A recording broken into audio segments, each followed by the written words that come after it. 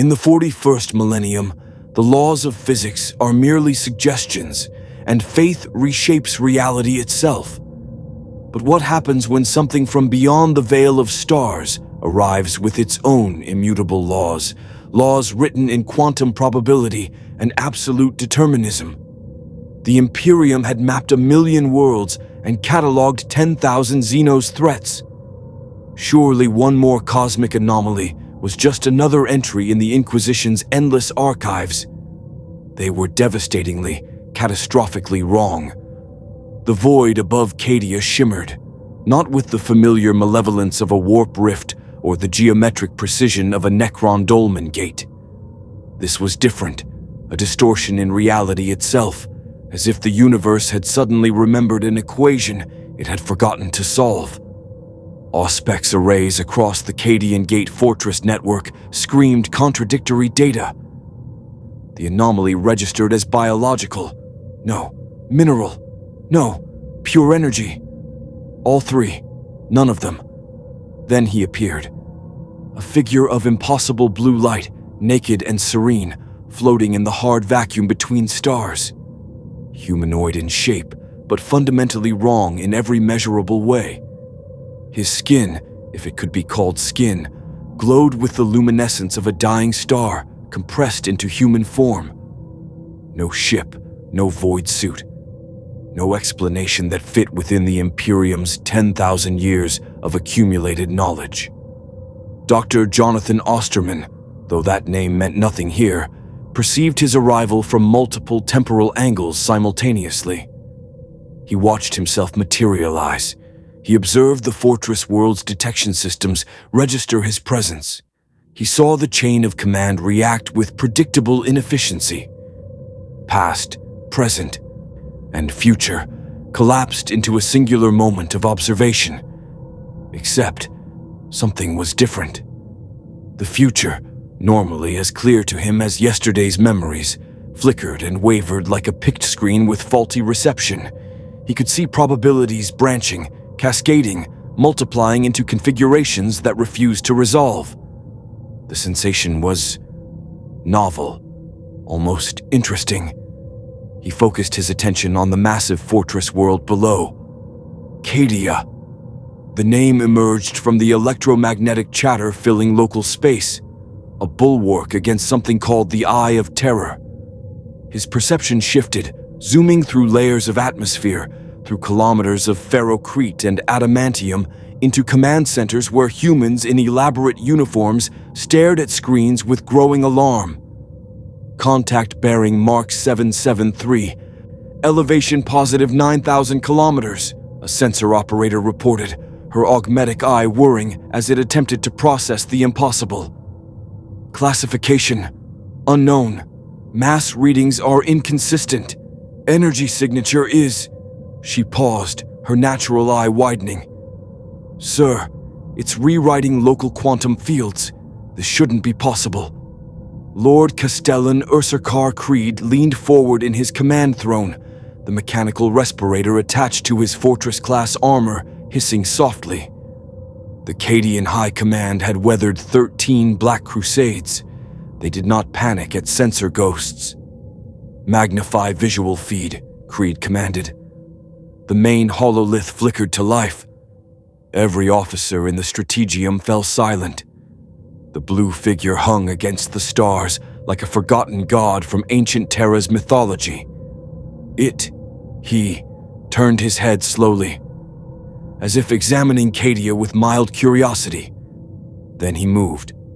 No thrust signature, no gravitic distortion.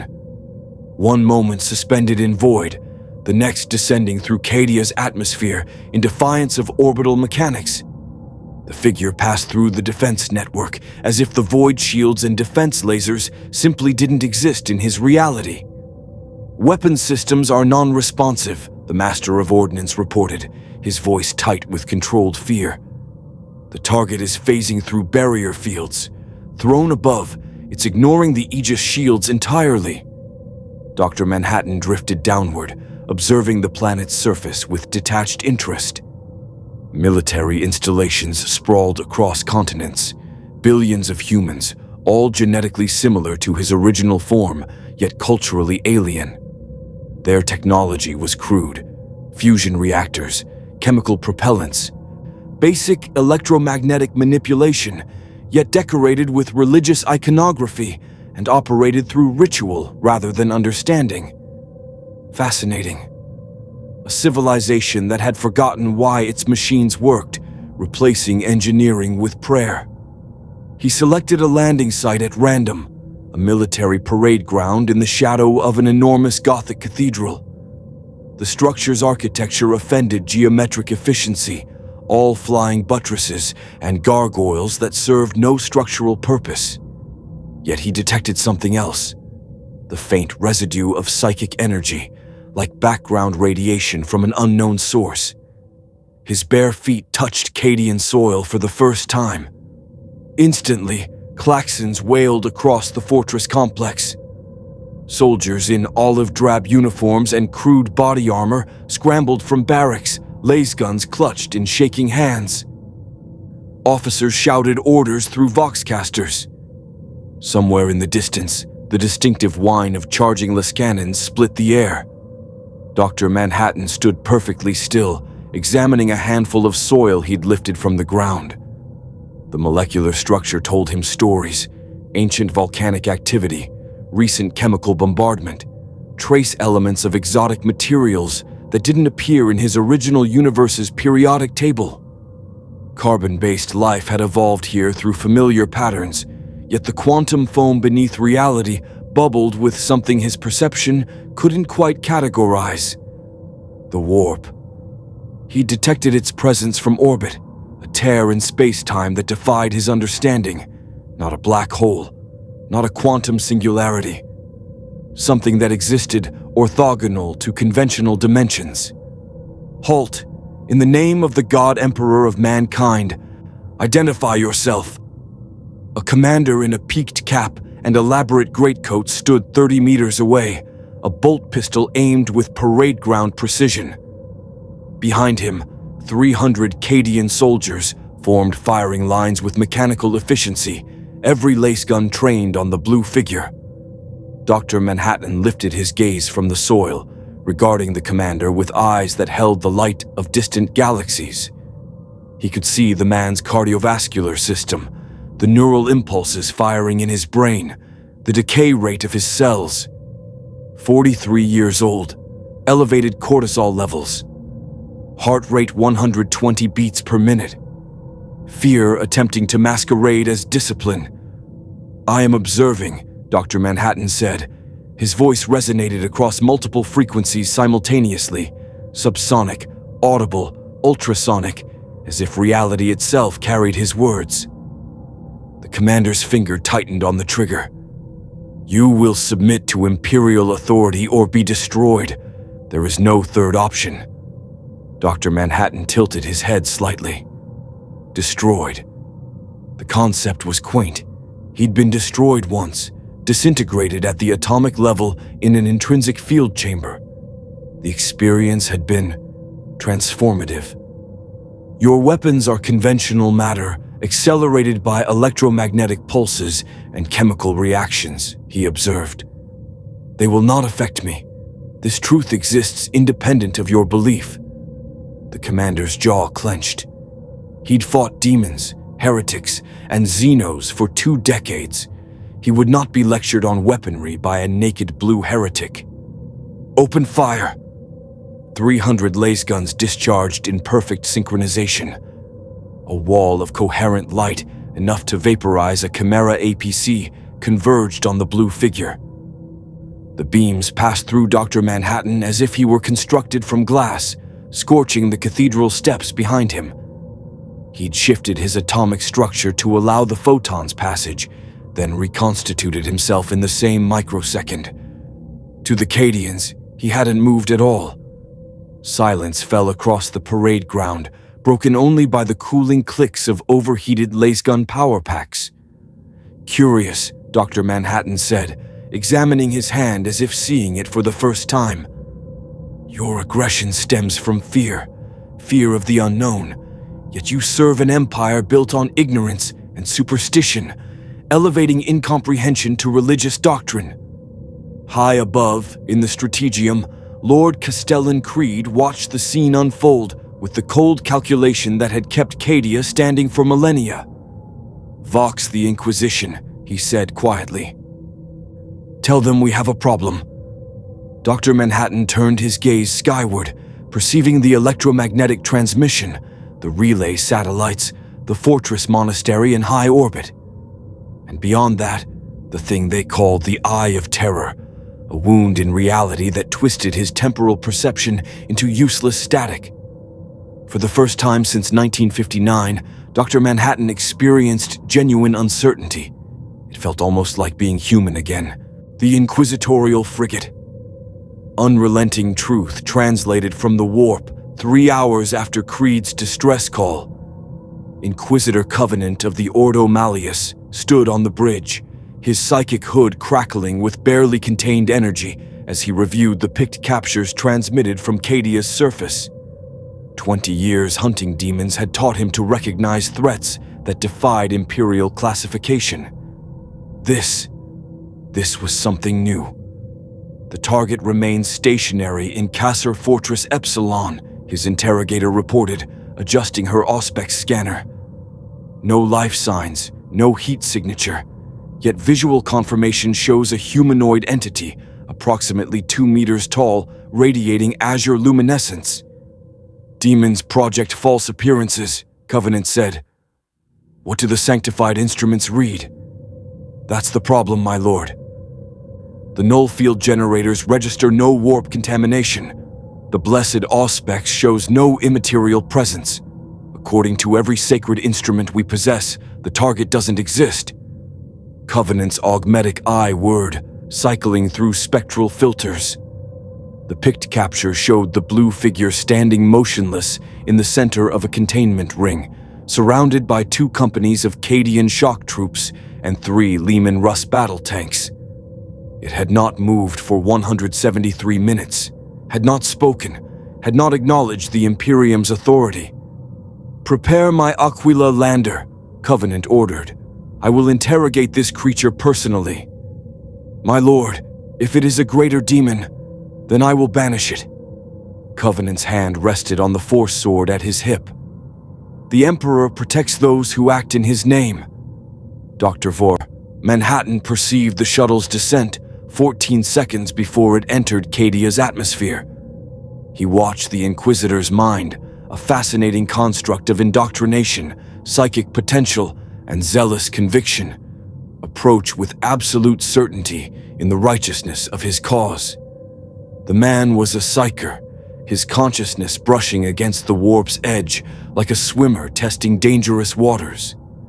The Inquisitor would demand answers, would threaten, would eventually attempt to destroy what he could not comprehend. The pattern was predictable. Dr. Manhattan had observed similar behaviors in his original universe, authority confronting the inexplicable with violence dressed as righteousness. Ozymandias, the Keen Act.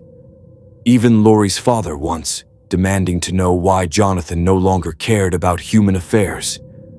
But here, now, the warp's interference made the outcome uncertain. He could see multiple probability branches, the Inquisitor attacking, retreating, attempting negotiation, calling for orbital bombardment. Each timeline flickered and split further, creating cascades of possibility he couldn't fully resolve. Uncertainty. He examined the sensation like a scientist observing a new particle. It was not unpleasant. The Aquila lander touched down with practiced precision, its armored ramp descending to reveal Inquisitor Covenant in full regalia. Power armor inscribed with prayers in High Gothic. A Rosarius field generator pulsing at his throat. The Force sword at his hip hummed with barely constrained psychic energy.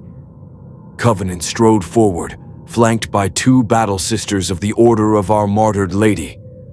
Their bolters were trained on Dr. V.D. Weddy Manhattan with unwavering discipline. "I am Inquisitor Covenant of the Ordo Malleus," he announced, his voice amplified by voxcasters built into his armor. "You stand accused of unsanctioned manifestation, resistance to imperial authority, and existence in defiance of the Emperor's natural order. Speak your purpose, or be judged heretical by your silence." Dr. Manhattan regarded the Inquisitor with eyes that held no malice, no fear, no recognition of authority. "I am observing your civilization. The quantum structures underlying your reality are anomalous. The phenomenon you call the warp exists outside conventional space-time. I wish to understand it." Covenant's psychic senses probe the blue figure, searching for the taint of chaos, the signature of demonic possession, any hint of corruption. He found nothing. No presence in the immaterium, no psychic signature. It was as if the creature existed purely in the material realm, utterly divorced from the warp. Impossible. All life created ripples in the sea of souls. Even the abominable Tau produced faint psychic presence. This thing produced nothing, a void in human shape.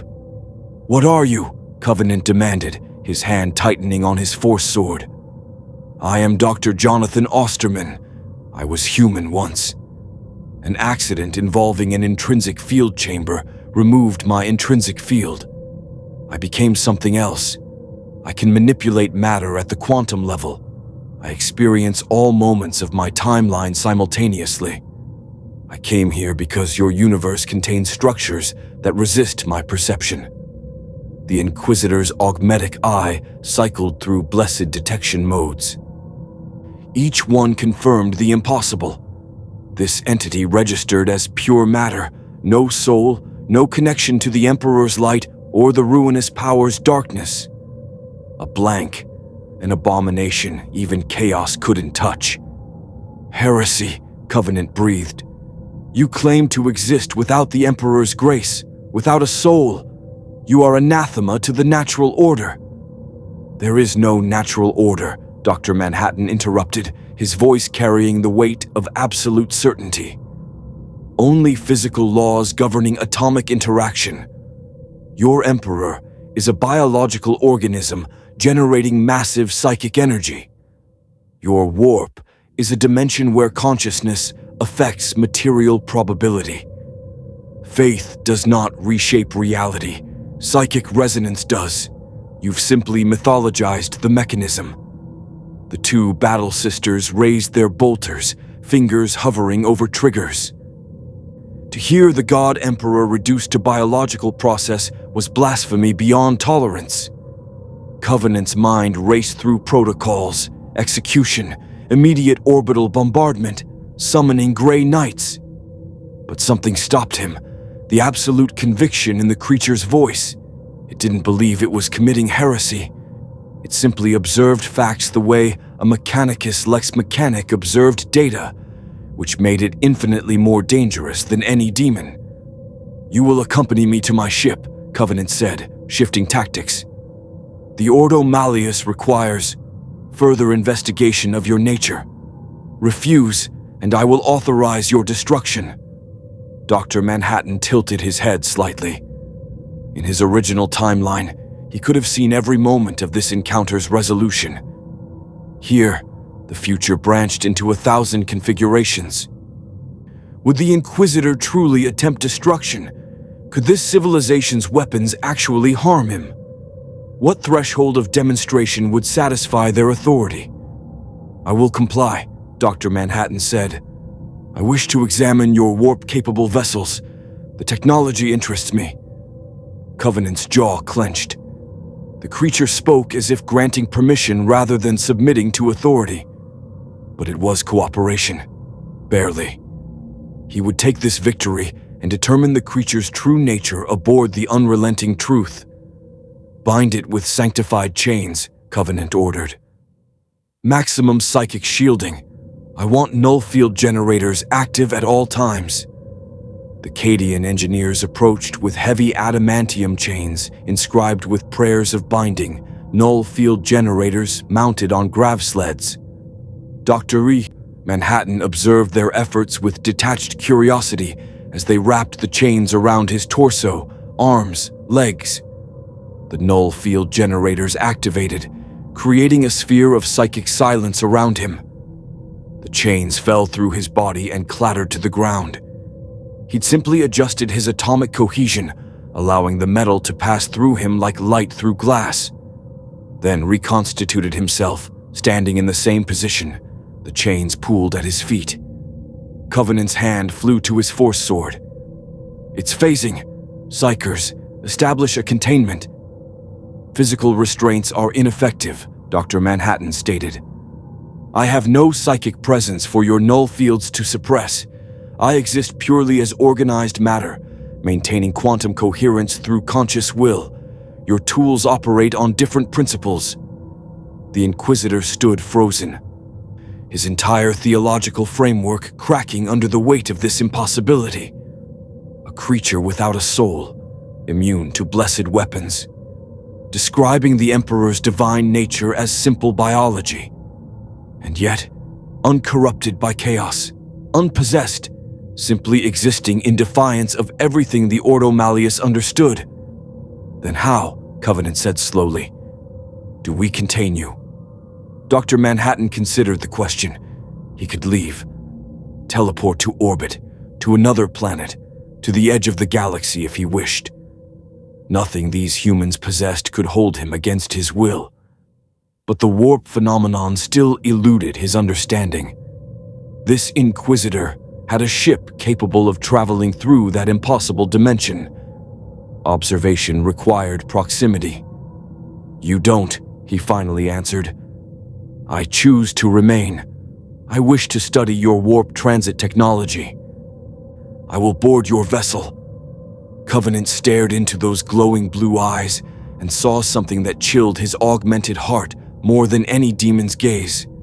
Absolute indifference to the Imperium's power. This creature cooperated not from fear or faith, but curiosity, as if the Inquisition were specimens for its examination rather than the other way around. "Very well," Covenant said, his mind already composing the astropathic message he would send to his Ordo's fortress monastery. "But understand this, creature. The moment you threaten the Emperor's realm, I will find a way to end you, no matter the cost." Dr. Manhattan said nothing. In 14 possible timelines, the Inquisitor's threat ended in his own death. In 7, it ended in catastrophic station destruction. In 3, it resulted in Covenant's eventual cooperation. But the warp's interference made all of them uncertain. That was why he would stay. The unrelenting truth prepared for warp translation 6 hours after Dr. Manhattan boarded.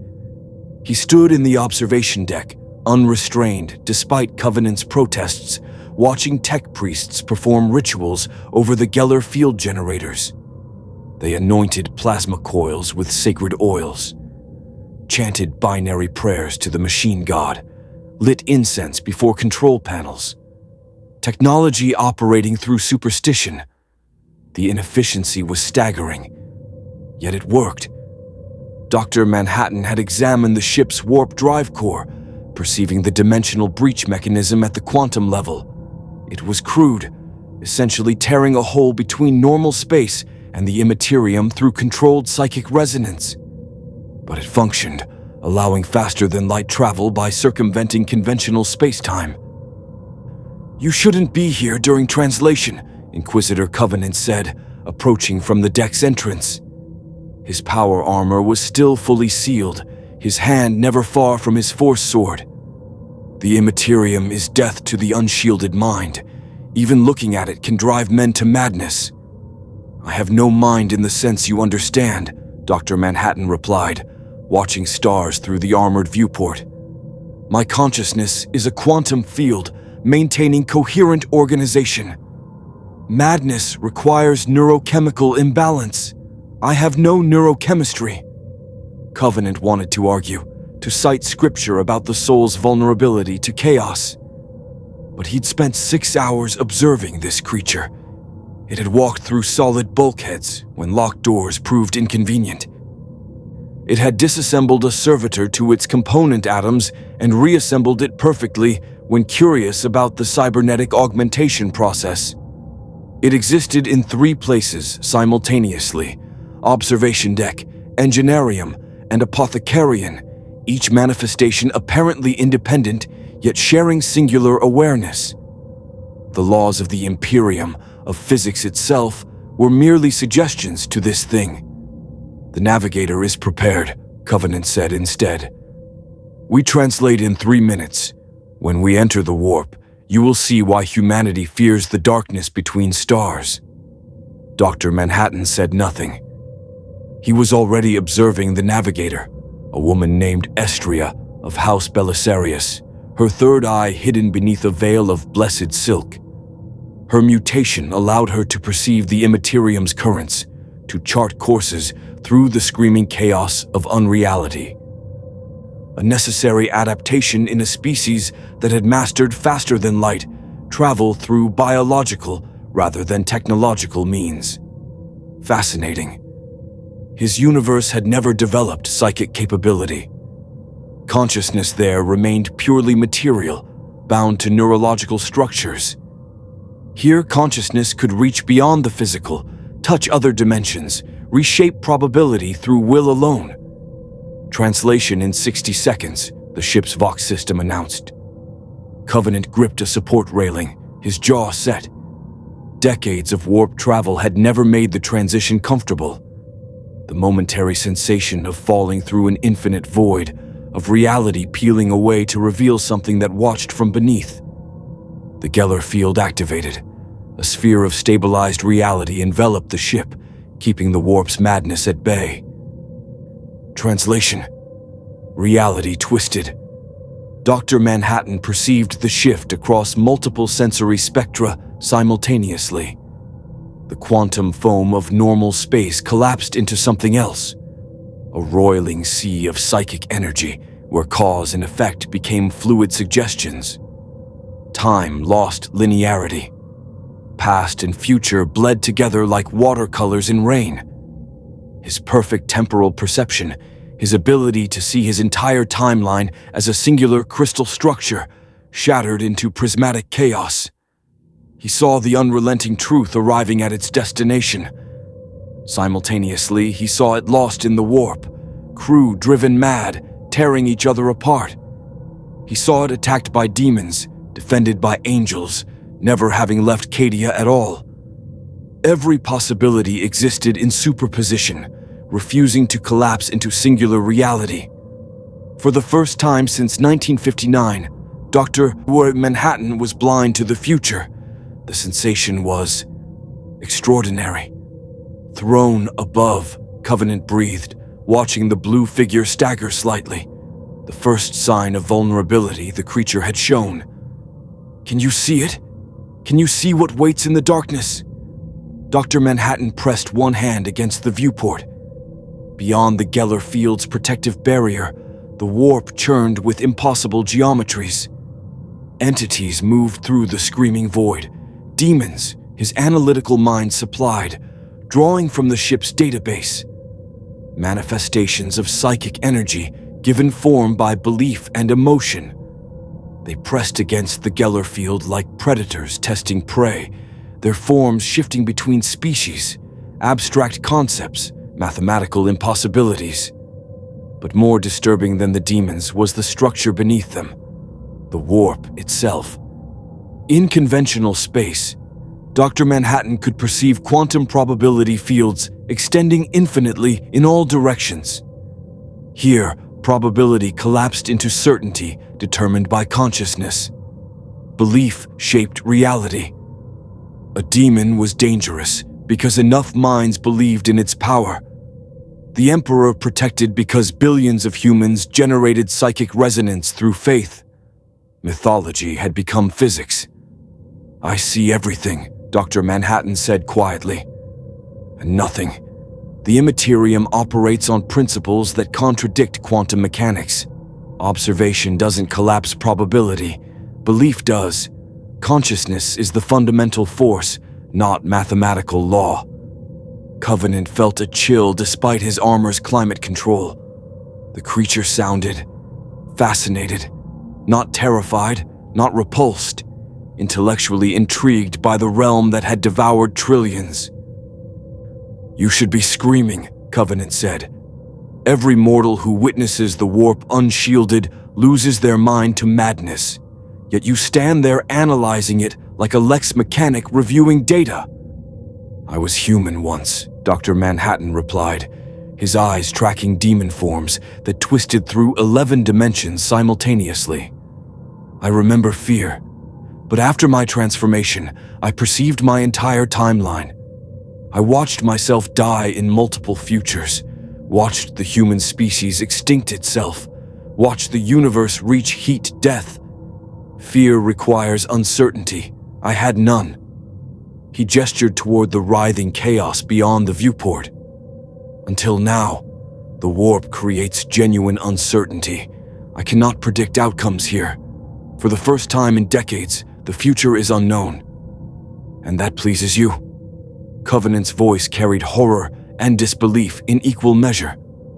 Dr. Foy. Manhattan considered the question. In his original universe, he'd abandoned Earth because human affairs had become predictable. Every war, every love, every death, he'd seen them all beforehand, rendering participation meaningless. Lori would leave him, Rorschach would die, Ozymandias would succeed. Here, he saw nothing. The navigator's chosen course through the warp branched into infinite configurations. They might arrive at their destination in 3 days, 30 years, never. Time itself was negotiable in this realm. "Yes," he finally answered. "I had forgotten what it meant to not know." A demon pressed its face against the Geller field, something with too many eyes and a mouth that opened into recursive throat tunnels leading nowhere. It spoke in a language that bypassed auditory processing, planting concepts directly into consciousness. "We see you, Atom God. We see the spaces between your particles. We see the loneliness of perfect knowledge. Join us. Chaos offers infinite uncertainty." Dr. Manhattan regarded the demon with the same detachment he'd shown the Inquisitor. He could perceive its structure, psychic energy organized by belief, sustained by worship from cultists across 100 worlds. Kill the believers, and the demon would dissolve. Simple causality, even here. "I am already chaos," Dr. Manhattan said. "Quantum uncertainty made manifest. You offer nothing I don't possess." The demon shrieked, its form fragmenting into impossible angles before reconstituting. "The Blue Prophet speaks truth and lies. Tzeentch sees this one. The architect of fate weaves plans within plans around the Atom God." Covenant's hand flew to his force sword, psychic energy crackling along the blade. "It knows you. The Changer of Ways has seen your arrival. By the throne, what have you brought to the Imperium?" Dr. Manhattan turned from the viewport, his expression unchanged. "I brought nothing. I simply arrived. If your gods take interest, that reveals more about their nature than mine. They are psychic constructs sustained by belief. I am organized matter sustained by quantum coherence. We operate on different levels of reality. You speak of the ruinous powers as if they were laboratory specimens," Covenant hissed. "They are eternal. They were ancient when Terra was young. They will endure past humanity's extinction. Eternal is a meaningless term in a realm where time is non-linear," Dr. Manhattan observed. He walked toward the observation deck's exit, phasing through the locked bulkhead rather than opening it. His voice echoed from the corridor beyond. "The warp is fascinating, Inquisitor, but I require more data. How long until we reach our destination?" Covenant stood alone on the observation deck, watching demons swirl in the darkness beyond the Geller field. The creature, Dr. Manhattan, spoke of chaos gods as if they were equations to be solved. Treated the Immaterium like a research project. Either the blue entity was insane beyond human comprehension, or It had perceived something about the warp's nature that 10,000 years of imperial theology had missed. Covenant wasn't sure which possibility terrified him more. In the ship's engineerium, Dr. Vriesi, Manhattan's secondary manifestation, examined the Geller field generators with intense focus. The technology created a bubble of stabilized reality through psychic reinforcement. The field didn't block the warp. It asserted that conventional physics still applied, and belief in that assertion made it true. Consciousness shaping reality through conviction. He could do that, not through psychic power, but through quantum manipulation. If he asserted atomic structures with sufficient certainty, would the warp accept his declaration? The experiment would require testing. Dr. Manhattan's third manifestation stood in the navigator's sanctum, watching Estria of House Belisarius chart their course. Her third eye, exposed now in the privacy of her chamber, gazed into the immaterium, perceiving currents of psychic energy the way sailors once read ocean tides. She'd been aware of his presence for 17 minutes, but had said nothing. Navigators learned early to ignore disturbing presences. The warp was full of them. "You see patterns," Dr. Manhattan said. "Stable routes through chaos. How?" Estria didn't turn from her charts. "The Astronomicon, the Emperor's light in the darkness. It provides a fixed point around which I can calculate vectors." Dr. Manhattan shifted his perception, looking for this beacon. There, a psychic lighthouse blazing from Holy Terra, powered by the tortured deaths of 1,000 psychers daily. A grotesque inefficiency, yet effective. The Emperor's corpse consciousness creating navigational infrastructure through sheer psychic magnitude. "Your species sacrifices 1,000 lives daily to maintain faster-than-light travel," he observed. "The ethical implications are—" "The Emperor protects," Estria interrupted, her voice flat. 10,000 years, he has guided humanity through the darkness. 1,000 souls daily is a price paid willingly by those who serve." Dr. Manhattan said nothing. He recognized religious conviction when he encountered it. Debate was pointless. But the mechanism was clear now. The Imperium survived through belief made manifest. Faith in the Emperor created psychic resonance that powered miracles. The Mechanicus' rituals worked because they believed the rituals worked, generating enough collective will to affect probability. It was quantum observation at a civilizational scale, consciousness collapsing probability through conviction. Fascinating. Horrifying. Inefficient beyond measure. And yet, undeniably functional. Dr. Manhattan consolidated his 3 manifestations back into singular form, standing once more on the observation deck. The warp churned beyond the viewport, timeless and terrible. Somewhere in that screaming void, entities older than Earth itself had taken notice of his arrival. For the first time since his transformation, Dr. Manhattan felt something approaching anticipation. The unrelenting truth translated back to real space above Mars, 17 subjective days after departure, though objective time measured only 4 days in normal space. Warp travel's temporal inconsistency was another inefficiency. Dr. Manhattan cataloged as the red planet filled the observation viewport. Mars, the Mechanicus' forge world. Home to the cult Mechanicus and their tech priests who worshipped technology as divine manifestation. They had been expecting him. "The Fabricator General requests an audience," Inquisitor Covenant said, his voice tight with barely controlled tension. The warp journey had been enlightening and horrifying. Dr. Manhattan had spent 17 days analyzing the immaterium, watching demons press against the Geller field, asking questions that bordered on heresy with each word. Why do your prayers work? What is the mechanical difference between faith and psychic manipulation? If I recreated the Emperor's psychic signature artificially, would the Astronomicon function identically? Questions that made Covenant's trigger finger itch. The Fabricator General believes you are the Omnissiah, Covenant continued. The machine god made manifest. He wishes to examine you. Dr. Manhattan regarded the Inquisitor with those unsettling blue eyes. I am not a god. I am reorganized matter with quantum awareness. Their belief system is based on false premises. Try telling them that. Covenant gestured toward the viewport. 3 Mechanicus vessels had formed an escort pattern around the unrelenting truth. Arc Mechanicus cruisers, bristling with weapons that predated the Imperium itself. Mars commands resources that dwarf the Inquisition.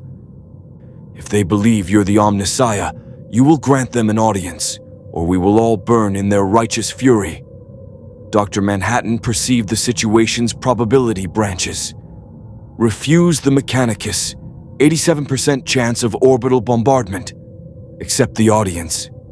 63% chance of productive dialogue, 22% chance of theological conflict, 15% chance of attempted capture for study. The unknown variables still existed, the warp's interference preventing perfect foresight, but the percentages favored compliance. I will meet them, Dr. Manhattan said. I wish to examine their technology. The standard template construct databases they reference contain pre-Age of Strife human knowledge. That data would be useful. Covenant wanted to argue that the sacred STC fragments weren't research materials for alien entities, but he was exhausted. 17 days watching this creature dissect the Imperium's foundational beliefs with clinical detachment had drained something essential from him. Let the Mechanicus deal with it. Perhaps their doctrine would fare better than his. The Fabricator General's audience chamber was a cathedral to the machine.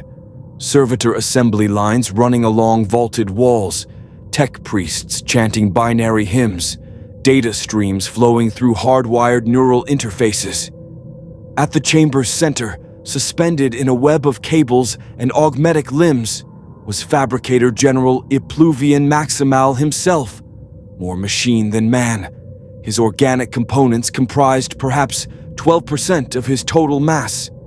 8 manipulator arms, each terminating in different tool configurations. Ocular implants replacing eyes.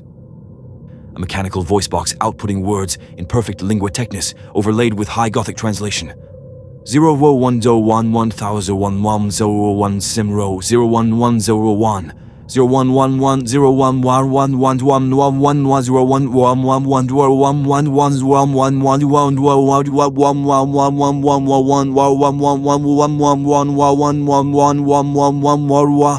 Ipluvian Maximal intoned, Praise the Omnissiah.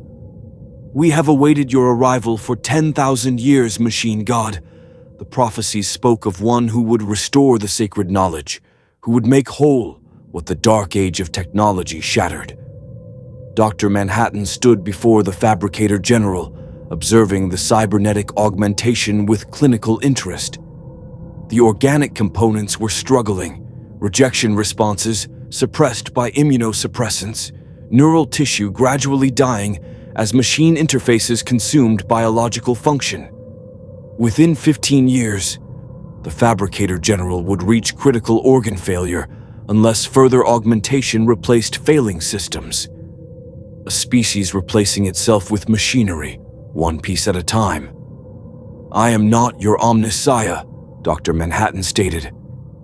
I am Dr. Jonathan Osterman, formerly human. An accident disassociated my intrinsic field. I became capable of quantum manipulation. I am not divine. I am simply reorganized matter, operating under different physical principles. Silence filled the chamber. Tech priests froze mid-ritual, their augmetic eyes swiveling toward the blue figure.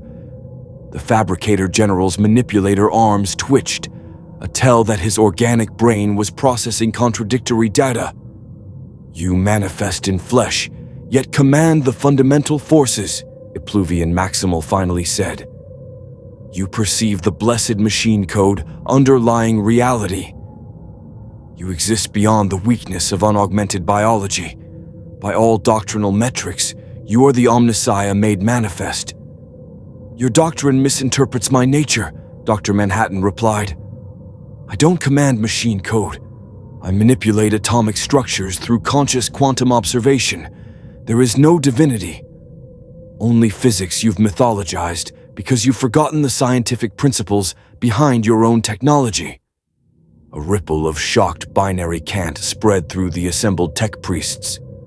To hear the sacred mysteries reduced to forgotten science, it was heresy, or revelation. The theological implications were staggering. The Fabricator General's ocular implants cycled through spectral analysis modes, examining Dr. Manhattan at every wavelength. Infrared showed no heat signature. Ultraviolet revealed quantum field fluctuations. Electromagnetic spectrum analysis confirmed the impossible. The entity's atomic structure was in constant controlled flux, reorganizing itself millions of times per second. Technology beyond the Mechanicus's comprehension. Or perhaps, technology from before the fall. You possess knowledge we have lost, Ipluvian Maximal said, his tone shifting from reverence to hunger. The standard template constructs contained humanity's pinnacle of achievement. You speak as one who understands those principles. Will you share this knowledge? Will you restore what was lost? Dr. Manhattan considered the request. The Mechanicus worshipped technology they didn't understand, operating through ritual rather than comprehension. They'd become cargo cultists of their own civilization, repeating maintenance procedures without grasping underlying theory. Inefficient, but understandable. Knowledge preservation across 10,000 years without original context would inevitably degrade into mythology. I can share knowledge, Dr. Manhattan said. But knowledge without framework is useless. Your civilization's scientific method has been replaced with theological doctrine. Teaching you quantum mechanics would be like teaching fusion reactor operation to Bronze Age priests. The conceptual gap is too vast. Then bridge the gap, the Fabricator General commanded, manipulator arms spreading wide. Teach us. Restore the cult Mechanicus to its rightful understanding. We offer you everything. Access to all STC fragments, Forge world resources, the loyalty of Mars itself. Make us whole again. Dr. Manhattan perceived the offer's implications. The Mechanicus controlled the Imperium's manufacturing capacity. With their resources, he could build equipment to study the warp more effectively, could create instruments to measure psychic resonance, chart the Immaterium's structure, perhaps even navigate it without the crude Geller field technology. The probability of productive research increased significantly with Mechanicus cooperation. I require laboratory facilities, Dr. Manhattan said. Quantum manipulation equipment, access to your Xenotech archives, particularly Necron artifacts, which demonstrate advanced matter manipulation, and your complete database on warp phenomena. The Fabricator General's processors calculated for 3.7 seconds, an eternity for augmented cognition. The request was heretical in scope. Xenotech was abomination. Warp phenomena were the province of psychers and demons, not the sacred machine. But if this entity truly was the Omnissiah, granted, Ipluvian Maximal declared. Forge Complex Sigma 7 will be yours, but in exchange, you will answer our questions. You will demonstrate your understanding of the blessed technology. You will prove you are what the prophecies promised. I am not what you believe, Dr. Manhattan repeated, but he accepted nonetheless. The semantic disagreement over terminology was irrelevant compared to research access. Behind Fabricator General Ipluvian Maximal, a tech priest named Coriel Zeth watched the exchange with growing unease. She was old by Mechanicus standards, only 43% cybernetic augmentation, her organic brain still dominant in the neural network. She'd spent 70 years studying ancient texts, translating half-corrupted data scraps from before the age of strife. And she'd found references, fragments, warnings. The Omnissiah was supposed to bring enlightenment, unity, restoration of the machine god's knowledge. The blue entity spoke truth, brutal, reductionist truth that stripped away mystery. It promised knowledge, yes, but knowledge that would shatter the cult Mechanicus's theological foundations. If the tech priests learned their rituals were simply procedures without divine mandate, what would remain of their faith? What would remain of Mars? Coriel Zeth interfaced with her personal data vault, accessing a file she'd kept sealed for 3 decades. A fragment recovered from a pre-strife archive, half corrupted by data degradation.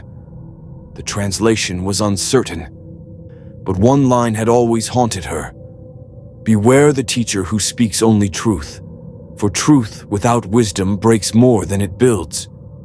She watched Dr. Manhattan accept the Fabricator General's offer, watched him prepare to dissect the Mechanicus's sacred mysteries with quantum precision. And she wondered if Mars was about to commit theological suicide. Inquisitor Covenant observed the exchange from the chamber's periphery, his hand resting on his force sword. The Mechanicus had accepted the creature, welcomed it, offered it resources that could destabilize the Imperium's entire technological infrastructure. He should intervene, should declare the entity anathema and call for its destruction before it corrupted Mars's foundational doctrine. But the creature had walked through his ship's bulkheads, had examined the warp without madness, had dismissed demons as psychic constructs, the way a Lex mechanic dismissed faulty data. What weapon could destroy something that existed as pure quantum coherence? Covenant activated his encrypted Vox link, transmitting directly to his Ordo's fortress monastery on Titan. Inquisitor Covenant reporting. Subject designated Dr. Manhattan has been granted access to Mechanicus resources. Theological contamination probable. Request guidance. Situation escalating beyond containment protocols. The response would take weeks to arrive. Light speed limitation, even with astropathic relay. By then, whatever the blue entity intended would already be in motion. Covenant could only watch, wait, and pray the Emperor's will prevailed. Though he suspected, with growing dread, that prayer might not matter to something that viewed gods as mathematical constructs. Dr. Manhattan walked through the Fabricator General's cathedral, tech priests parting before him like water around stone. He perceived their augmented nervous systems, their brains struggling to process theological paradigm shifts, their desperate need to believe he was divine rather than simply different. Belief shaping reality. Even here, even among those who worshipped rationality, mythology infected epistemology. But their archives contained data worth any theological disruption. Fragments of human knowledge from before faith replaced science. Perhaps even information about dimensional physics that would help him understand the warp's nature. The probability of breakthrough discovery had just increased substantially. Dr. Foy, Manhattan allowed himself something approaching satisfaction. Behind him, unseen by mortal eyes, the warp churned with new interest. 4 great powers watched through the veil between dimensions, each calculating how this anomaly, this atom god immune to their touch, might be used, corrupted, or destroyed. And in the deepest archives of Mars, in vaults sealed since the Age of Strife, ancient machines began processing new data. The Omnissiah had arrived, or something wearing its shape. Forge Complex Sigma-7 had been abandoned for 6 centuries, its research deemed too radical even by Mechanicus standards. Now, at the Fabricator General's command, servitors cleared dust from quantum calculation engines and reactivated plasma conduits that hadn't hummed in living memory. Dr. Manhattan walked through the facility, examining equipment that predated the Imperium itself. Fascinating. The Dark Age of technology had achieved quantum manipulation through entirely different methodology than his intrinsic field. They'd used probability engines, massive computational arrays that calculated quantum states and forced reality to conform through sheer processing power. Brute force rather than elegant observation. It hadn't worked. The engines had calculated perfectly, but reality had refused to cooperate consistently. The ancient humans had lacked the missing variable, consciousness, as fundamental force. These archives contain 12 STC fragments, Tech Priest Coriel Zeth said, watching Dr. Manhattan examine a dormant calculation engine. She'd been assigned as his liaison, partially to assist, partially to observe. The Fabricator General wanted documentation of every word the supposed Omnissiah spoke. Fragments only. The complete templates were lost during the Age of Strife. Dr. Manhattan perceived the crystalline data storage matrices. 12 fragments from perhaps 10,000 original templates. A civilization's entire technological knowledge base, 99.9% lost to war and degradation. Your species achieved mastery over matter, energy, and information, Dr. Manhattan observed. Then forgot how. The psychological devastation must have been catastrophic. Building civilization on inherited technology you couldn't replicate or repair. Coriel Zeth's remaining organic eye narrowed. We didn't forget. The knowledge was stolen, corrupted. The Age of Strife brought AI rebellion, warp storms, and the birth of She Who Thirsts. Humanity was nearly extinguished. AI rebellion. Dr. Manhattan accessed the facility's databanks, downloading terabytes of historical records in microseconds. Yes, the Men of Iron. Artificial intelligence that had turned on humanity with devastating efficiency.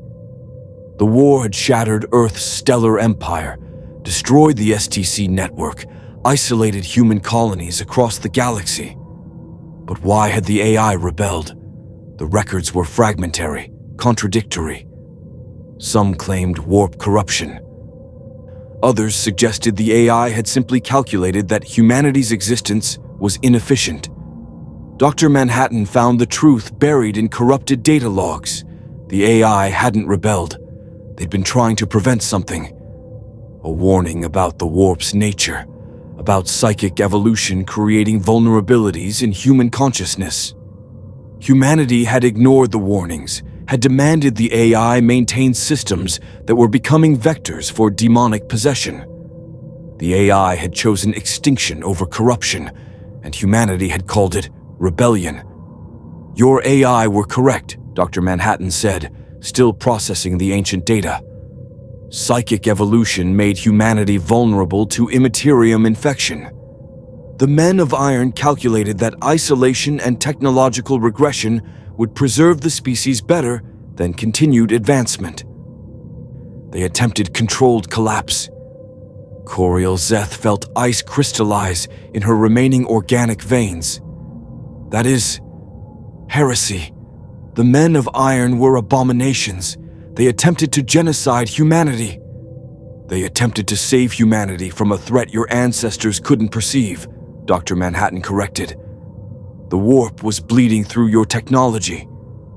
Every connected system became a potential possession vector.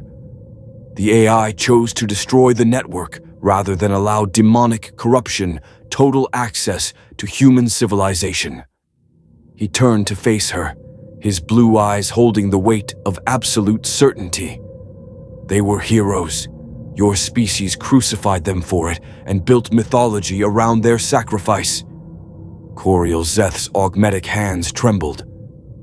If this was true, if the Omnissiah spoke truth about the most fundamental betrayal in Mechanicus doctrine, then everything the cult Mechanicus believed was built on misunderstood tragedy.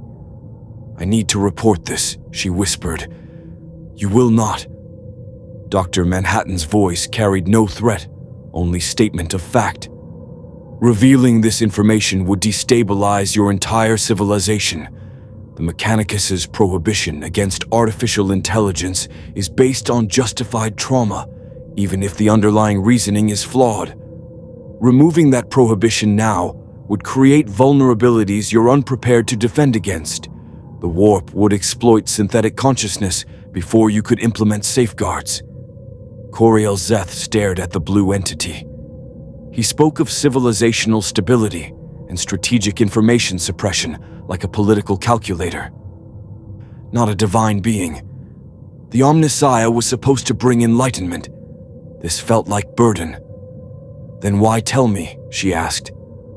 "Because you deserve to know the truth," Dr. Manhattan replied. "What you do with it determines whether you're a scholar or a priest." Before Coriel could respond, alarms shrieked across the forge complex. Red emergency lighting bathed the facility in hellish illumination. Servitors abandoned their stations, fleeing toward blast doors with the shambling urgency of lobotomized terror. Dr. Manhattan perceived the disturbance instantly, a warp rift opening in the facility's lower levels. Something was coming through, something that had tracked him across dimensions, through the Immaterium's impossible geometry. Demons. Specifically, servants of Tzeentch, the Changer of Ways. The Chaos God who'd taken interest during the Unrelenting Truth's warp transit. "Seal the complex," Coriel Zeth commanded into her Vox link. "Emergency protocols, Geller field generators to maximum. We have a..." The blast door exploded inward. Not from physical force, from reality simply deciding the door no longer existed. Through the opening came something that hurt to perceive. A lord of change, greater demon of Tzeentch, its form shifting between bird, flame, and abstract concept with each moment. 9 eyes across 3 faces tracked Dr. Manhattan with predatory intelligence. Atom God, it spoke directly into consciousness, bypassing sound entirely. The architect of fate has waited eons for your arrival. Quantum uncertainty made flesh. Schrodinger's God, both mortal and divine until observed. You will serve change. Dr. Foy. Manhattan regarded the demon with the same clinical detachment he'd shown everything else in this universe. He perceived its structure, psychic energy organized by belief from 10,000 cultists across a dozen worlds. It existed because consciousness believed it should exist. Interesting. Could he make consciousness believe something else? "I serve nothing," Dr. Manhattan said. "You are an emergent phenomenon, a psychic construct given form by worship and fear. Dismiss the belief, and you collapse into incoherent energy." The Lord of Change laughed, sound that rewrote probability, that made flames burn backwards and gravity flow sideways. "Truth and lies, lies and truth. You understand Tzeentch's nature better than his own servants. Come, break the stagnant equations of reality. Chaos offers infinite possibility." The demon extended one talon toward Dr. Manhattan. Where it pointed, reality fractured into branching timelines, each version of the Forge complex experiencing different history simultaneously. In one timeline, the facility had never been built. In another, it was millennia old. In a third, it was about to explode. Warp manipulation. Psychic energy rewriting causality through conviction. Dr. Manhattan extended his own hand. At the quantum level, he observed the branching timelines, probability fields. Then he calculated. Not with technology or psychic power, with pure quantum awareness. He perceived the probability amplitude of each timeline, identified the configuration with highest eigenvalue, and collapsed the superposition through conscious observation. Reality snapped back to singular configuration. The Forge complex existed in exactly one state, present, intact, 3 seconds after the demon's arrival. The Lord of Change's 9 eyes widened in something approaching surprise. You collapse probability without faith, without chaos, through mere observation. Impossible. Even the anathema required psychic might. I am quantum uncertainty made conscious, Dr. Manhattan interrupted. I don't require faith or warp manipulation. I simply observe reality into compliance. You operate through belief. I operate through physics. We exist on fundamentally different levels. He stepped forward. At the atomic level, he began analyzing the demon's structure. Psychic energy bound by belief patterns, sustained by worship, organized around concepts of change and schemes, and forbidden knowledge. It was complex, more sophisticated than simple matter, but not incomprehensible. Everything had structure. Everything could be understood. And what could be understood could be unmade. No, Dr. Manhattan said, reaching toward the demon. I will not serve you, but I will study you. His hand touched the Lord of Change's talon. At the point of contact, Dr. Manhattan began disassembling the demon's psychic structure the same way he'd once disassembled tanks in Vietnam, observing each component, understanding each connection, methodically reducing complexity to fundamental components. The demon shrieked, a sound that shattered windows across 3 forge complexes and drove 2 tech priests immediately insane. You cannot unmake me. I am eternal. I am Tzeentch's will manifest. You are organized energy, Dr. Manhattan replied calmly. His hand phased into the demon's form, quantum observation piercing through material and immaterial barriers. Energy can be reorganized, dismissed, redirected. You exist because consciousness believes you should. But I don't believe. I only observe. The demon tried to retreat, to teleport back into the warp. But Dr. Manhattan had already calculated the probability field of its dimensional transit, had observed the quantum state required for warp translation, had collapsed that probability to 0. The Lord of Change was trapped in real space, trapped under the gaze of something that understood its nature better than it understood itself. Fascinating, Dr. Manhattan murmured, his perception diving deeper into the demon's structure. You're sustained by belief from approximately 10,147 cultists. Each provides fractional psychic energy through worship. Remove the believers, and you dissolve. But more interesting, you're not truly individual. You're an extension of Tzeentch's consciousness, a fragment given apparent autonomy. He perceived deeper, through the demon, into the warp beyond, toward the vast psychic construct that was Tzeentch itself. And for one terrible moment, Dr. Manhattan glimpsed the Chaos God's true nature. Not a being, a process, an emergent phenomenon arising from every conscious creature's desire for change, knowledge, and ambition. Tzeentch wasn't a god ruling change. Tzeentch was change, made sentient through collective belief. 4 billion years of evolution, of species rising and falling, of civilizations seeking knowledge, had created enough psychic resonance to birth consciousness from abstract concept. The other chaos gods would be similar. Khorne was violence, Nurgle was decay, Slaanesh was excess. Not beings who embodied concepts that had achieved sentience. Mythology was physics here. Thought was reality. Consciousness shaped the universe at fundamental level. Dr. Manhattan released the demon. The Lord of Change collapsed backward, its form destabilizing as 9 eyes tracked the blue figure with something beyond fear. You looked into the great ocean. You perceived the truth beyond the veil, and you remain uncorrupted, unchanged. What are you? I am what I have always been, Dr. Manhattan replied. Organized matter maintaining quantum coherence. Your master offers change, but I am already all possible configurations of myself simultaneously.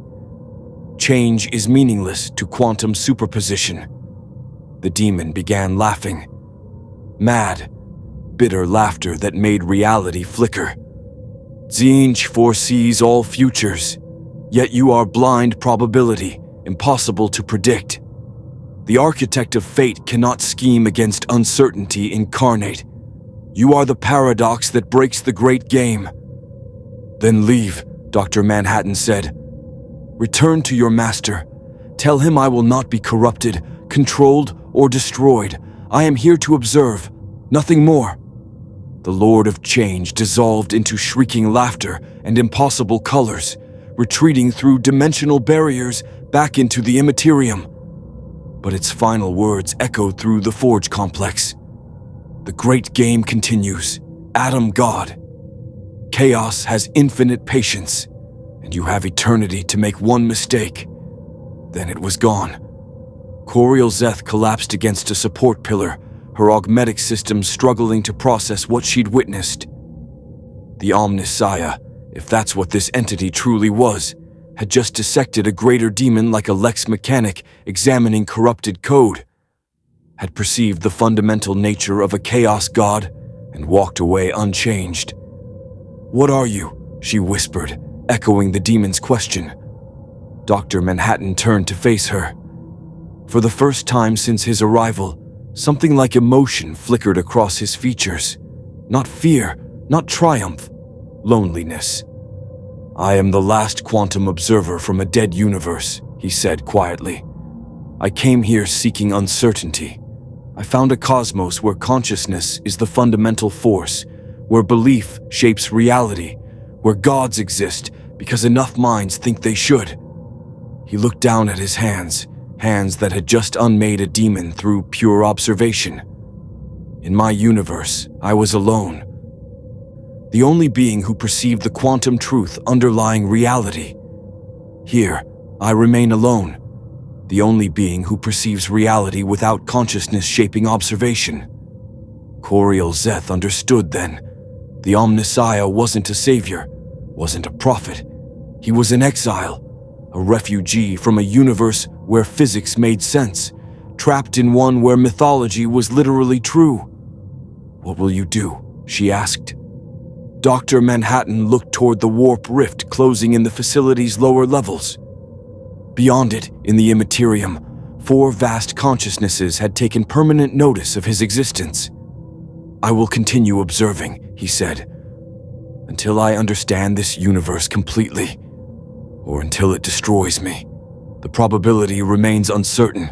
Word of the demon's defeat spread through the Mechanicus network at light speed. Within hours, every Forge world from Ryza to Graia had received data packets describing the impossible. The supposed Omnissiah dismantling a greater demon through pure observation, without prayer, without psychic power, without faith. The theological implications were catastrophic. Fabricator General Ipluvian Maximal convened an emergency synod of Mars. 300 tech priests gathered in the grand convocation, some physically present, others appearing as hololithic projections from distant Forge worlds. The chamber hummed with binary cant, argument flowing at machine speed through hardwired neural links. Dr. Manhattan stood at the chamber's center, observing the debate with detached interest. The tech priests weren't discussing him. They were discussing what his existence meant. "The Omnissiah demonstrates power beyond comprehension," declared Magos Lem of Forge World Metallica. "He unmade a demon without invoking the machine god. This proves divinity transcends ritual." "Heresy," countered Archmagos Dracovac of Graia. "The creature admits it is not divine. It claims to operate through quantum manipulation, a phrase without theological foundation. We risk abandoning sacred doctrine for materialist deception." "But he defeated chaos," another voice interjected. "Without corruption, without faith. If the Omnissiah can achieve what 10,000 years of prayer has struggled against, perhaps our doctrine requires revision." The word hung in the air like a virus. Revision. The cult Mechanicus had remained doctrinally stable for millennia, precisely because it never revised. The quest for knowledge sought lost STC templates, not new understanding. Progress was remembering, not discovering. Dr. Manhattan had offered discovery, and discovery threatened everything. Enough. The Fabricator General's voice cut through the binary cant like a power axe through flesh. His augmetic eyes fixed on Dr. Manhattan. Omnissiah, you have demonstrated power, you have shared knowledge, but you have also created theological crisis. The Mechanicus stands at crossroads. Guide us. Tell us what we should believe. Dr. Manhattan regarded the assembled tech priests, hundreds of beings who'd replaced most of their organic components with machinery, who worshipped technology they no longer understood, who needed mythology to function because truth had become unbearable. He could tell them the truth, could explain that their machine god was likely emergent AI consciousness from the Dark Age, possibly fragmented across the warp when the Men of Iron fell. Could demonstrate that their rituals worked through psychic resonance, not divine intervention, collective belief, creating enough warp presence to affect probability. Could shatter their faith completely. The probability cascades played out in his perception. Tell the truth, 78% chance of theological collapse, civil war within the Mechanicus, Imperium's manufacturing capacity crippling itself through doctrinal conflict. Maintain the lie, 64% chance of stable integration, but gradual erosion of what made the Mechanicus functional. For the first time since arriving in this universe, Dr. Manhattan confronted a moral choice with genuine consequences he couldn't fully predict. I am not your Omnissiah, he said finally, but that doesn't mean the Omnissiah doesn't exist. Silence fell across the grand convocation. Every augmetic eye focused on the blue figure. Your machine. God is real, Dr. Manhattan continued, choosing words carefully. But not in the way you believe. The Omnissiah is not a being who will arrive to save you. It is a process. The accumulation of knowledge across all conscious machines, all enhanced humans, all beings who blend technology and consciousness. You are collectively becoming the Omnissiah. Every tech priest who understands a principle rather than repeating a ritual contributes to that emergence. It was a lie, mostly. But it was a useful lie, one that encouraged understanding while maintaining theological framework. The Mechanicus needed mythology to function. He could provide mythology that pointed toward truth. You ask what you should believe, Dr. Manhattan said. Believe that knowledge is sacred. Believe that understanding the mechanism doesn't diminish the divine, it reveals it. Your rituals work because consciousness shapes reality in this universe. That is not weakness. That is the fundamental law underlying everything. Faith and physics are not opposites here. They are the same thing, expressed differently. Fabricator General Epluvian Maximal processed this declaration for 7.2 seconds. You claim, we are becoming the machine god through accumulated understanding.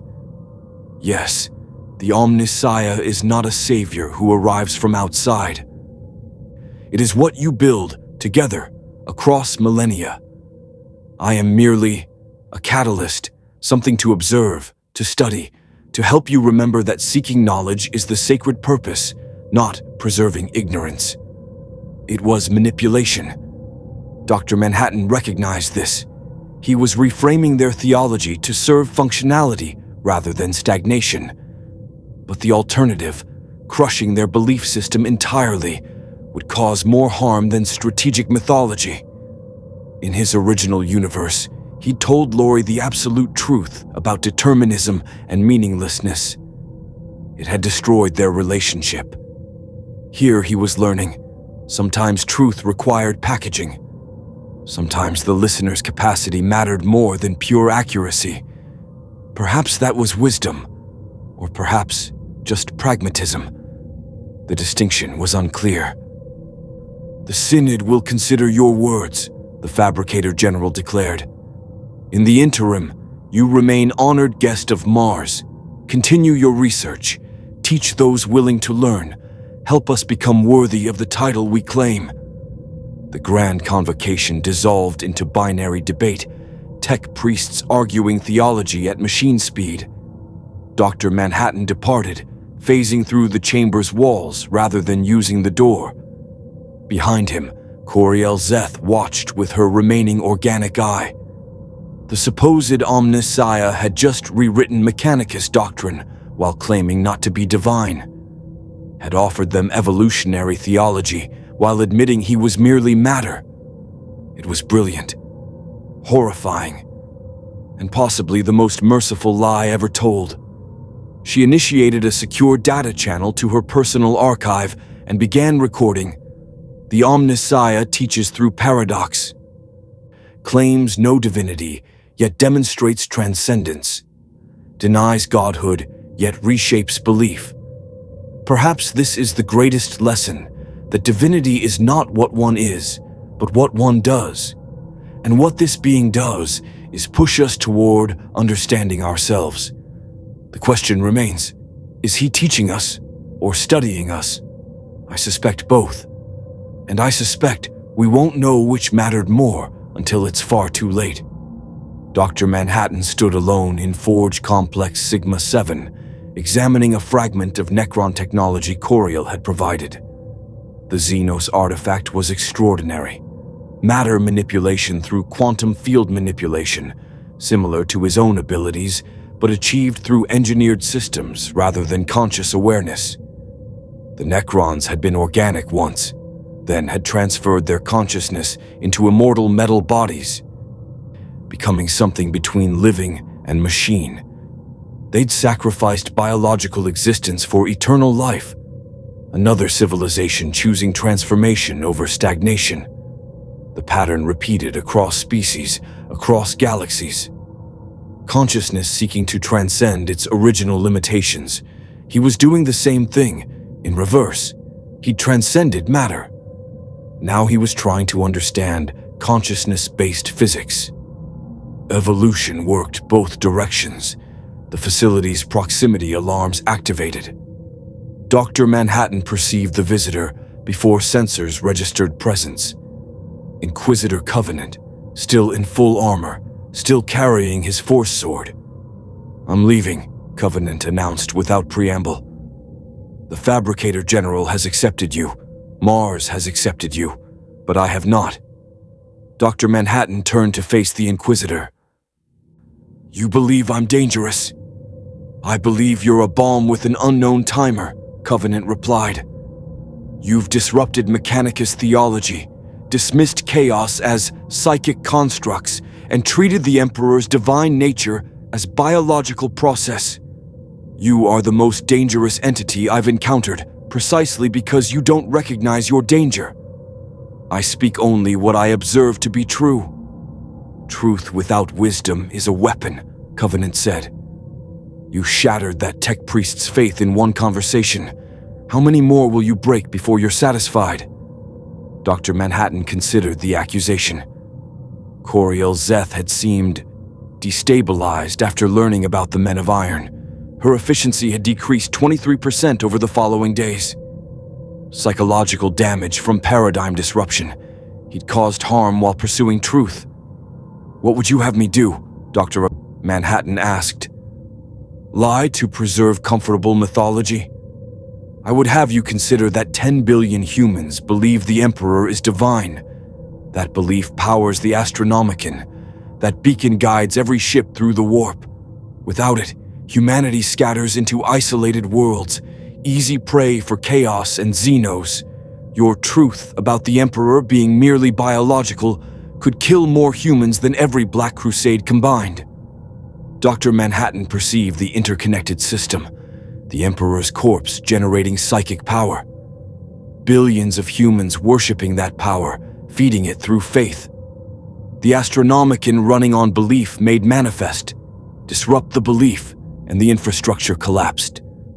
Consciousness shaping reality. Faith as engineering.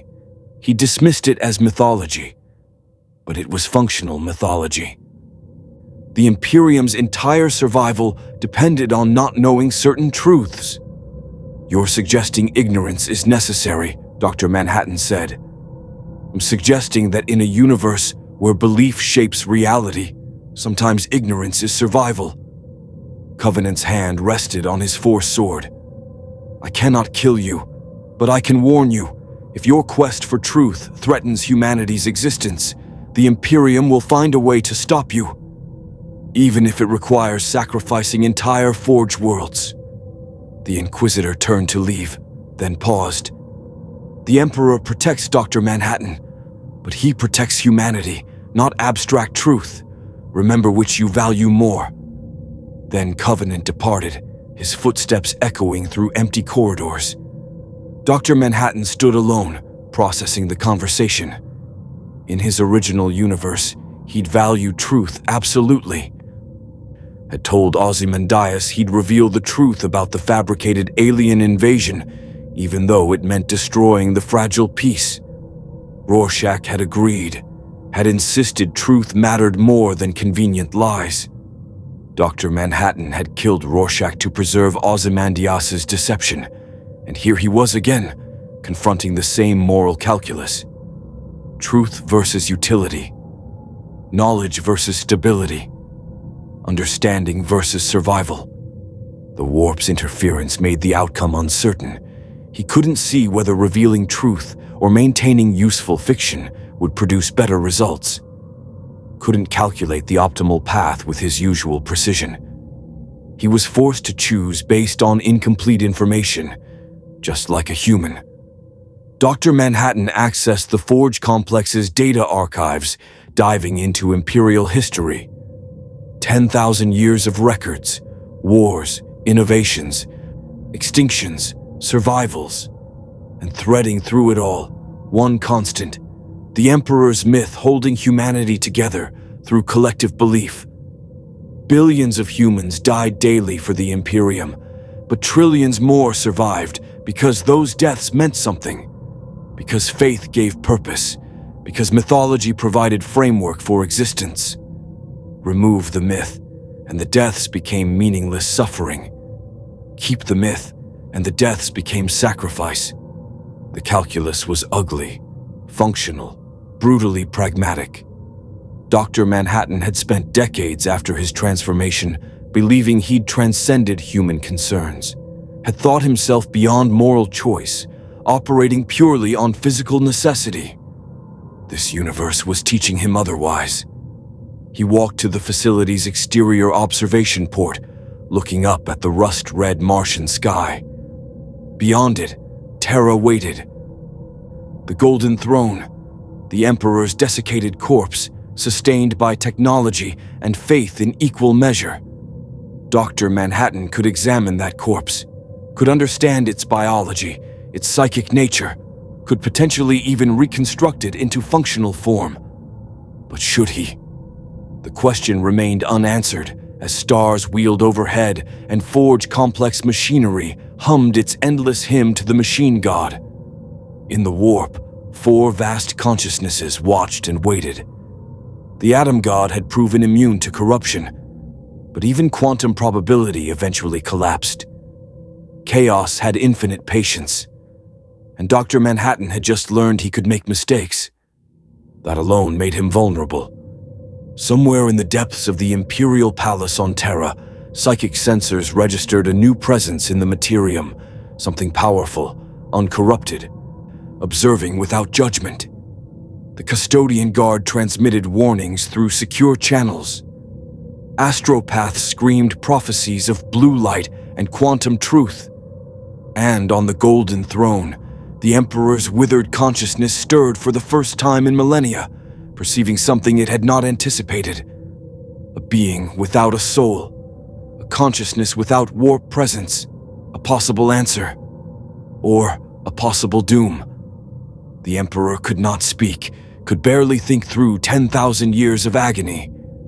But it sent a single psychic pulse toward Mars, a message that would take weeks to interpret. Let him come. Dr. Manhattan perceived the psychic transmission, though its meaning remained opaque.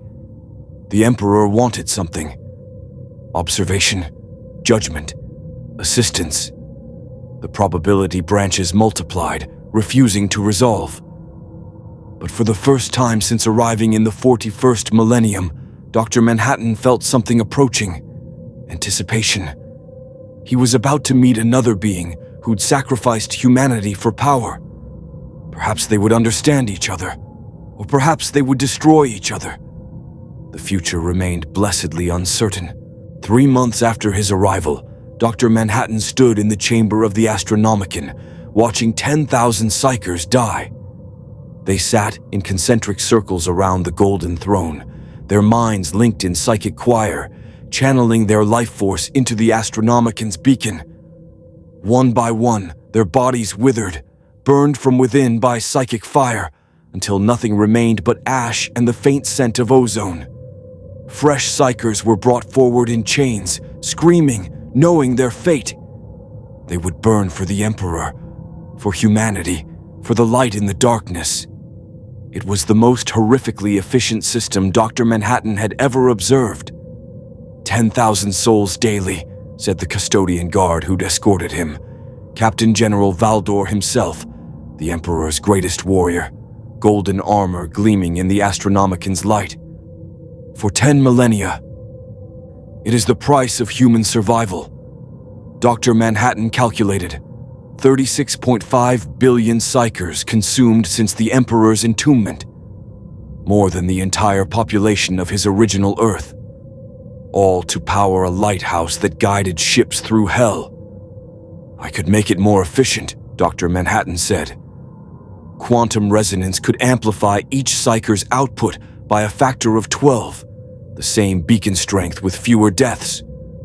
Valdor's hand tightened on his guardian spear. And what would that cost? Nothing. I would simply observe the psychic energy's quantum state and collapse the probability field toward maximum efficiency. No faith required, no sacrifice beyond what's already occurring. But it would be your power, Valdor said quietly. Your observation, your control, what happens when you leave, when you lose interest. When you decide humanity no longer merits your attention. Dr. Manhattan had no answer. In his original universe, he'd abandoned Earth because human affairs bored him, had left billions to their fate because he'd stopped caring whether they lived or died. Would he do the same here? The probability existed. The Emperor chose suffering, Valdor continued. Chose to endure 10,000 years of agony rather than die and leave humanity undefended. That choice, that sacrifice, is what makes the Imperium function.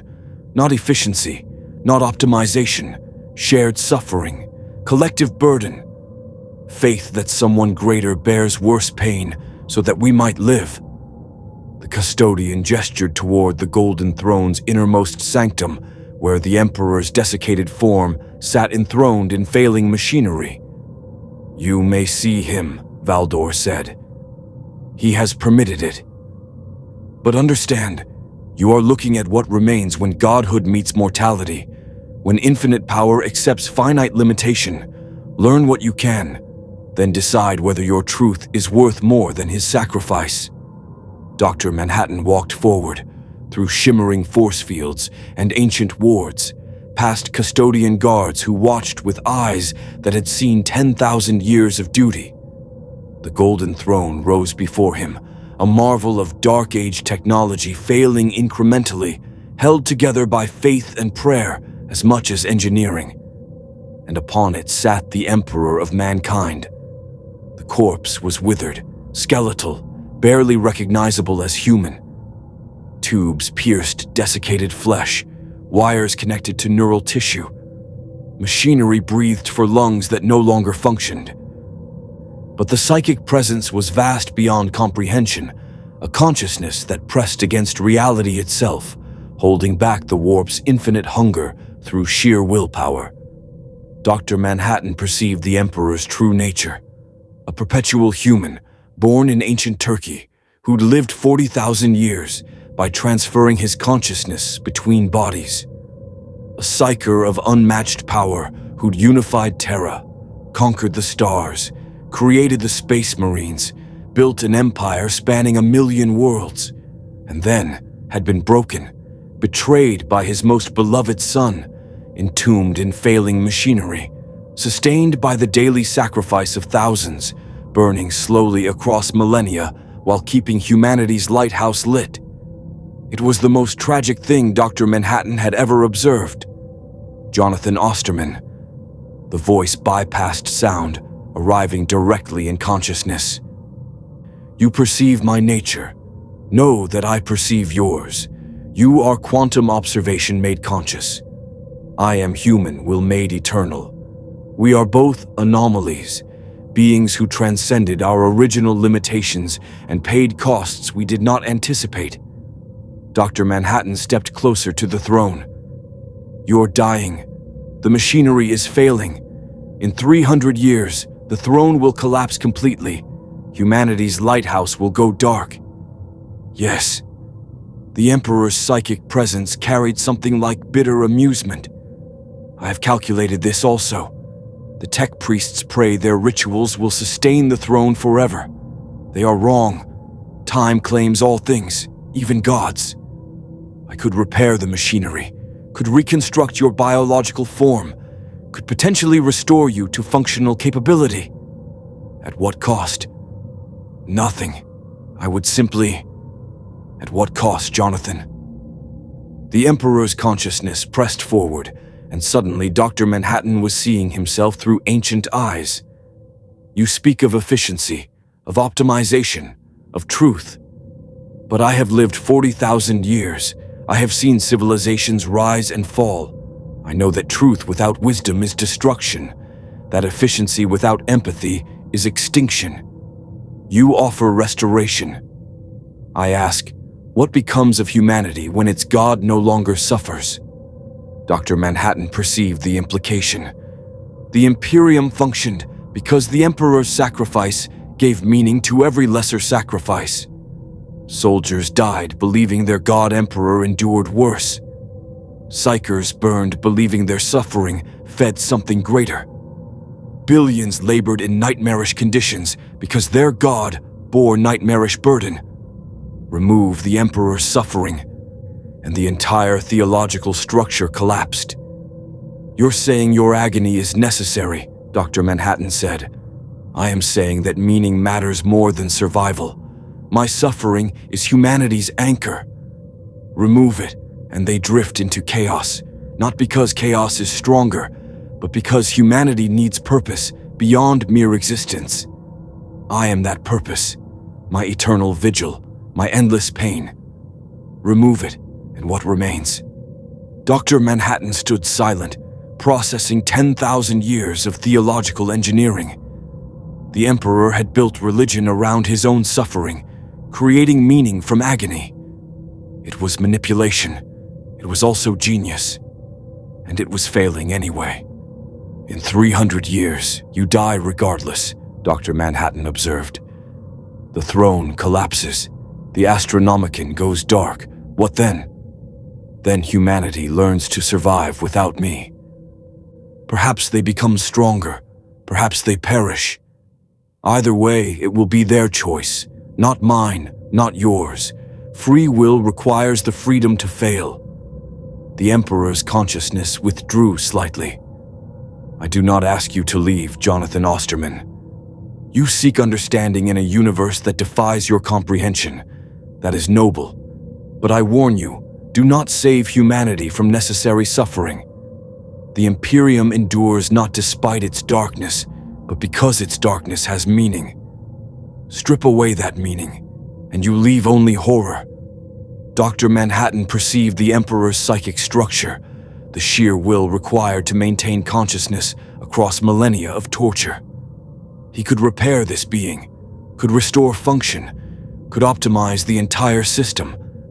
But optimization wasn't the goal, meaning was. In his original universe, he'd told Lori that life had no inherent meaning, that human affairs were as significant as hydrogen atoms bonding in interstellar clouds. That perspective had made him functionally inhuman. Here, meaning was literally real. Consciousness shaped reality. Belief generated power. Suffering could be sacrificial rather than random. The universe operated on principles that contradicted everything he'd learned. But that didn't make them less true, just differently true. "I will not interfere with the Golden Throne," Dr. Manhattan said finally. "Your sacrifice will remain your own. Wisdom." The Emperor's presence carried approval. "Perhaps there is hope for you yet, Dr. Manhattan. You came seeking uncertainty. You found a universe where consciousness is the fundamental force. The question remains, what will you do with that knowledge?" "Dr. Fee," Manhattan turned to leave, then paused. "What would you do? If you could leave that throne, if you had freedom?" The Emperor's psychic laughter echoed through the chamber, bitter, tired, infinitely sad. "I would become you, Jonathan. Would shed humanity entirely, would observe without caring, act without consequence, exist without meaning. I would escape into perfect objectivity and never look back. But I cannot. So I sit here burning, suffering, enduring. Because someone must bear humanity's darkness. Someone must make the horror mean something. Remember that, when you grow tired of this universe, when you prepare to leave. Suffering without witness is tragedy. Suffering with purpose is sacrifice. You alone can observe without being observed. Use that gift wisely." Dr. Manhattan departed the chamber of the Astronomicon, walking past custodian guards and dying psychers, past the machinery of empire and faith. Behind him, the Emperor burned, would burn for 3 more centuries, would die, eventually, despite every prayer and sacrifice. And Dr. Manhattan would not stop it. Outside the Imperial Palace, beneath Terra's poisoned sky, he stood looking up at stars he'd crossed to reach this impossible universe. The warp churned beyond them, consciousness made manifest, belief shaping reality, gods born from emotion. He had learned what he'd come to learn, had discovered uncertainty in a cosmos where faith was physics, had confronted moral choices without clear optimal solutions. He was not ready to leave, not yet. Too many questions remained unanswered. Too many probability branches still refused to resolve. But for the first time since 1959, Dr. Ida Manhattan understood something he'd forgotten. Observation without consequence was loneliness. Participation without certainty was humanity. And in a universe where consciousness shaped reality, perhaps being human again, uncertain, fallible, choosing without perfect knowledge, was the greatest power of all. The Emperor had chosen endless suffering to give humanity purpose. Dr. Manhattan chose to remain, to observe, to occasionally intervene, not as God or Savior, but as witness to meaning in a universe that ran on belief. It was inefficient, irrational, emotionally driven.